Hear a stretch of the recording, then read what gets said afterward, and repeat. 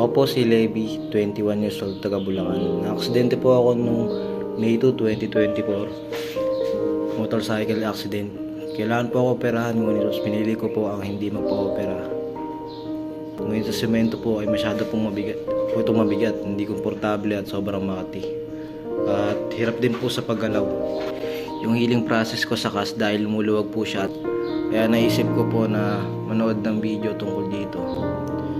At sakto nakita ko po si Sir Galen sa Facebook at nagbakasakali po ako na mag-PM sa kanya para sabihin yung kalagayan ko at habang nakakas.